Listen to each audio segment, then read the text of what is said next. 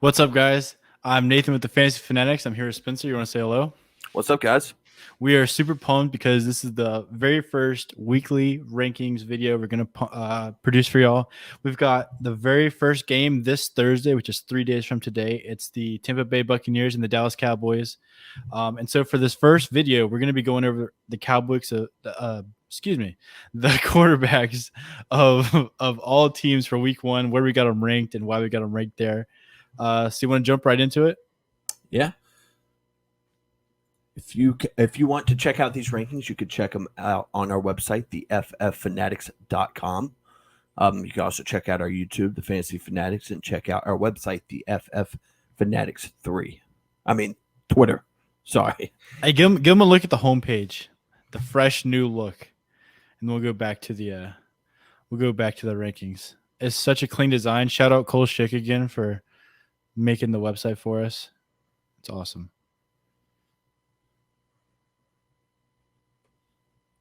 It's beautiful. There's some of our sleepers, and we'll have to change that whole format this week. Yeah, we'll have new updated articles.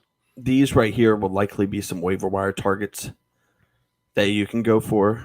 Also, our podcast, maybe some hot takes for life. Yeah, Mr. Shout Hot out. Takes himself. Shout out, Robbie. Shout out, Robbie. But let's go get started with number one. We have a unanimous number one, Patrick Holmes. I think that's pretty easy, though. Scroll up just a hair so we can see whose rankings are who. There we go. Yep. So number one, you said is Pat Mahomes, of course. Yep. I think that's pretty easy. We both have him at one. I feel like it might be even a shootout. I could see him hanging anywhere from 30, 38 points on the board against Cleveland, who has a, okay defense of talented players, but sure, not good enough to keep up with Mahomes. He's got too many weapons, especially if Cleveland's offense is what people are expecting it to be with Odell back, the two running backs, Jarvis, Austin Hooper, all these guys. It could very well be a high-scoring affair. Is that the game of the week? I don't know. The very first game, Tampa and Dallas is going to be up there. That's going to be very fun. That's certainly fun. I think Pittsburgh and Buffalo is going to be a good one. I'm pretty excited for Arizona and Tennessee. I was just about to say Arizona and Tennessee as well. And to see all the rookie QBs, or the two rookie QBs who would be playing. Yeah. The Jets, and then a barn burner between Jacksonville and Houston. I'm going to say the Jags just absolutely murder them. But who knows? Maybe Tyrod throws it back. Because anything can happen. I mean, Jacksonville beat – I can't remember who they beat week one last year and then didn't win another game all season. So, I can't remember. It's so long ago. I don't know. Anything can happen week one. Yep. But let's go to number two. I have Lamar at 2. You have him at 4. I have him at 2 solely based on him facing what I think is a bottom 5 defense, where I think that they maybe aren't playing halfway through the fourth quarter. Really? That's bold. That's bold prediction. Wow. I would say that's bold. Let's also emphasize they have a 3-way tie for second place between Lamar, Kyler Murray, and Josh Allen. We just got them all 2, 3, 4. We got them backwards. I think with the 3 of them, there's not a wrong option. They're all studs. They've all got if you got potential shootouts. If you got any of those guys, I mean, you're not worrying about it. I mean, they all have. I mean, Josh Allen, I think, definitely has the worst matchup out of all of them. Sure, but he's probably the best out of all of them. And then he'll probably throw the most out of all of them. Yeah, and then Kyler and Lamar can do more with their legs. Even though we're not trying to knock Josh Allen's legs, but they're not Kyler or Lamar. Yeah. And so we've got the 3 of them, and then right below that we've got Russell Wilson at number 5. I've got him ranked 5th. Spencer's got him ranked 7th, and then below that we've got Tom Brady, who is 5th and 7th, flip-flopped. And so we've got them, and then as well as Dak, who's both of our number 6s. So 3-way tie, and then another 3-way tie. This is another group of guys where there's no wrong play. They all have potential to be shootouts. The only one that may pose some problems would be Dak going up against that Tampa defense, but I think that offense is going to be clicking. I think it's going to be good. Yeah, the reason why I have Brady above both of them is because Brady has the juiciest matchup out of all of them. He has the better weapons. Yeah, I would say Brady's weapons are better than Dak's weapons. You think so? Yeah, I mean, I would think his three receivers are better than Dak's three receivers. I think so, but I think Zeke might be the tiebreaker if there is one. Yeah, but I just think Brady has the better matchup than Wilson and than Dak. I don't love Wilson's matchup. Indianapolis has a pretty good defense. They do. But who knows if we get first half Russell Wilson, he could easily finish his QB1 this week. Yep. That sounds so fun to say. QB1 this week. We got football this week. But at 8, you have Jalen Hurts at 8. I have Aaron Rodgers at 8, and then we both have them flipped off at 9. Only the reason I think that Aaron Rodgers is a better play this week is because I think it will be more of a scoring battle between New Orleans and Green Bay. Well, I think New Orleans has a much better defense than Atlanta does. I'm banking on Atlanta, throwing the ball a lot, scoring a lot of touchdowns. I disagree. I think they kind of hold the ball and try to keep it away from Philly. Yeah, I think with Arthur Smith coming from Tennessee, who loved to run the ball. I mean, Mike Davis is no Derrick Henry, but I mean, yeah, and he also didn't have Calvin Ridley and Kyle Pitts. Yeah, but he did have A.J. Brown and Jonnu Smith. Well, I don't think that's the same. I would take. I would definitely take Ridley and Pitts, but I mean, I still think he tries to use the run. And somebody who I did pick up this week, don't sleep on Wayne Gallman. You heard it here first. 6 minutes and 40 seconds into this video. Don't sleep on Wayne Gallman. I mean, he's a decent handcuff in case something happens to Mike Davis, but I don't think he has much standalone value right now. He may vulture a touchdown here or there, but I don't think he's got much value right now. We'll get into that later, but sure. At 10 we have Ryan Tannehill. Mm-hmm. It's right below him we have Justin Herbert. I have Tannehill ranked at 11 and Herbert ranked at 10, and then I see right now you have Trevor Lawrence ranked at 11. Why are you so high on Trevor Lawrence? Houston Texans. That's the only Houston reason. Texans. Houston Texans, and I like his weapons. I think he's going to be comfortable because Houston's not going to be able to produce much of a pass rush. He's got Robinson coming out of the backfield. He's got Marvin Jones, DJ Chark, and Laviska Shenault. Great set of receivers. And if Houston can somehow muster up some points, which I mean, Jacksonville's defense is not what it used to be. So if they can muster up some points, it may turn into a little bottom of the league shootout. You never know. And I just really like Trevor. I was going to ask you, why do you have Tannehill above Herbert? Just because Herbert's facing that Washington defense? Well, partly that. I mean, Arizona's defense is going to be no slouch with Chandler Jones and J.J. Watt and Budda Baker and all these guys. Sure, they lost Pat P, but I think they're still going to be good. I just see Tannehill's got Julio Jones and A.J. Brown to throw to. I don't know who on the Cardinals are going to be able to cover that.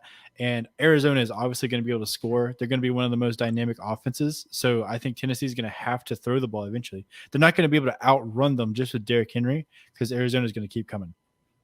Okay. I got you. And then we have Stafford facing a tough Chicago defense. Not as tough as it once was, though. I have him at 12. You have him at 13. Yeah, but still no slouch by any means. And then looking right now. Why do you have Trevor so low? Or not so low? I mean, 15 I think is kind of low for this week with that matchup. I think Kirk Cousins against Cincinnati and Matt Ryan with the weapons he's throwing to against Philly, and because it's Trevor's first start. I expect Trevor to be really good. I don't expect him to be super good during his first couple of weeks. But, I mean, if there's a defense to do it against, it's definitely Houston. So you think it's going to take him a little bit of time to get into a rhythm? And yeah, I just would rather play guys like Kirk Cousins and Matt Ryan this week. That's the only reason. I mean, it's close, but I can understand that. I just think Trevor's got higher upside, to be honest. Oh, yeah, for sure. But I think if you're talking about safe plays, I don't know. But now we get into, the kind of this is where the for sure starters kind of ended. Yeah, you do not. I don't know why you would be starting one of these guys unless you just waited to the last round. But I have Fitz at 17. You have him at 16. And then I see you have Joe Burrow pretty low. You think it's going to take some time, after that injury to get back to where he once was?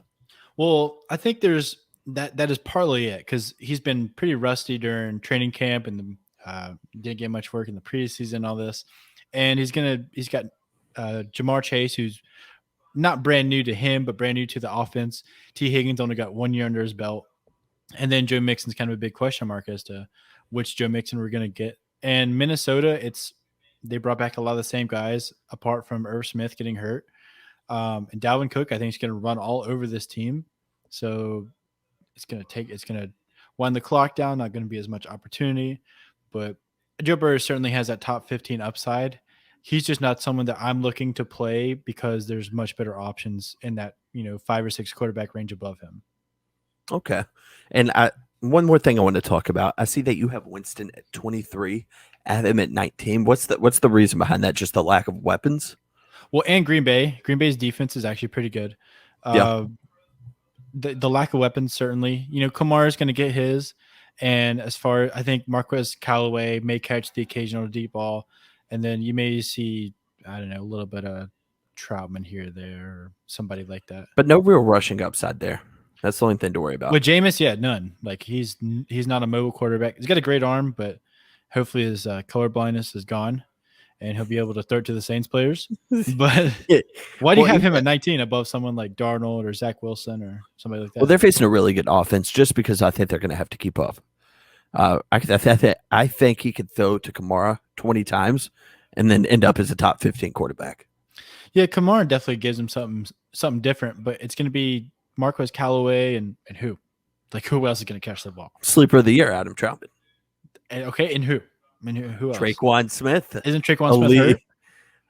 I don't know. I think he's hurt. I haven't really considered ranking Traquan Smith this year. So. I think he's hurt. And then I don't know if there's any really other guys to talk about unless maybe Zach Wilson. Yeah, I have him a little bit lower just because of them face. It's his rookie start. It's his first ever start. Mm-hmm. Sorry about that. And then same reason I have Trevor Lawrence a little bit lower than you do. I got you. I think it'll take him some time. He has some okay weapons. Yeah. Not really any great weapons. And I think it'll take a little bit of time for Michael Carter, Elijah Moore, all them to get going. Yeah, I think Corey Davis is going to see a lot of work. And Zach Wilson's one of those players where if you've got just like a really solid rest of your roster and your quarterbacks, maybe you're picking between like Zach Wilson and I don't know, like a Roethlisberger or Jameis or somebody. I would play Wilson just because he's got that kind of mystery factor about him. Who knows? Like maybe he's going to blow up. There's always rookies that blow up their first season. Last year we saw it with like Justin Jefferson and all these guys and Joe Burrow, Justin Herbert. So Zach Wilson's a wild card. You never know. He may be one of those guys. I think that person this year is Justin Fields. I think that's the easiest choice, and people are pointing to Trey Lance as well, but you don't know when it's going to be. But Justin Fields, based on how he looked in the preseason and the opportunity he gives with his legs, I think that's the. I would say second half versus the Rams.